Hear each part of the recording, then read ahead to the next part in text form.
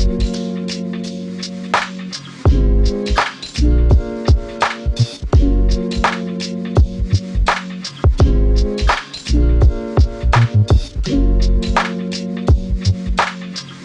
we're going to talk about brewing ratios. Brewing ratios for a drip coffee or a filter coffee. You must have heard me go 1/15, 1/17, 1/18 when I'm usually brewing coffee. What that basically means is for 1 gram of coffee, I'm using 15 grams of water, or for 1 gram of coffee, I'm using 20 grams of water. It's as simple as that. There are lots of methods of defining a brewing ratio. Some people like to use grams per ounce, fluid ounce that is. Whether you're using pounds, you're using the metric system, or you're using the imperial system, it doesn't really matter. What matters is the ratio. And it's important that when you're talking about ratios, you don't mix up two units. That's inconvenient to say the least. For example, if you're talking about grams per ounce, first you measure your coffee in grams, you pour your coffee in your V60 filter and measure it in grams, and then you turn your units and then you pour your water in ounces. Now, is that fluid ounces? Is that pound ounces? I can't go through that. So let's keep it grams to grams or grams per liter.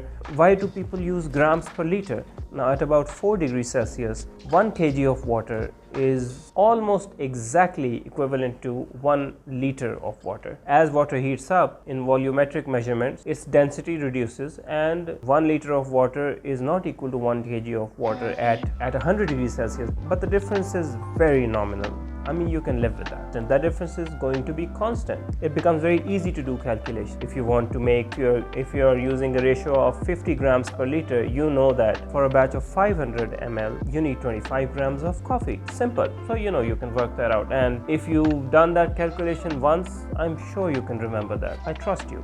Now, for making a good cup of filtered coffee and to achieve consistent results, you need to own a digital scale. It's not a very expensive investment. I'm not asking you to go buy that expensive scale from Hario or Akaya, which are worth like $50-60. Just a simple digital scale, but it should be an accurate one.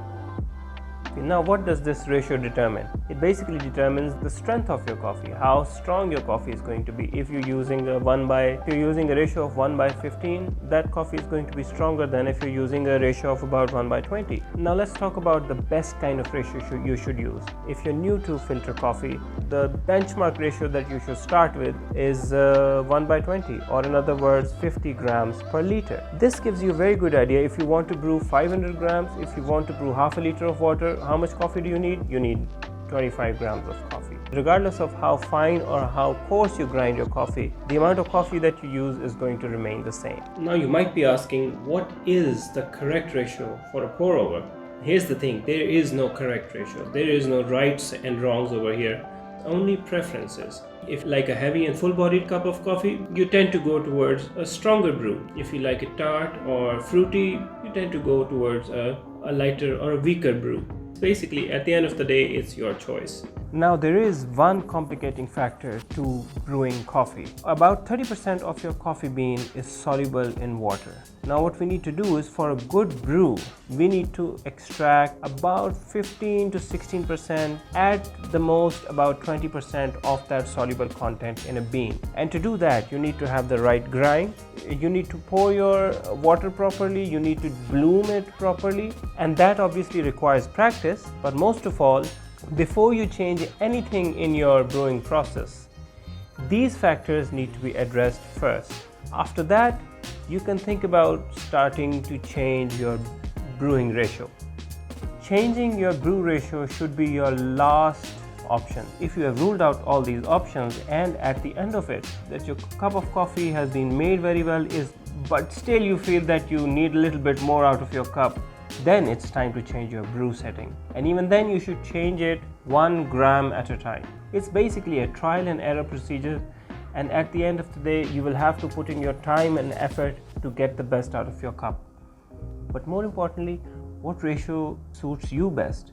Do you like to brew a very strong cup of coffee, or do you like, or like me, you prefer a ratio of about 1/20, where you can taste the coffee more than its strength? I would love to hear your thoughts in the comments below.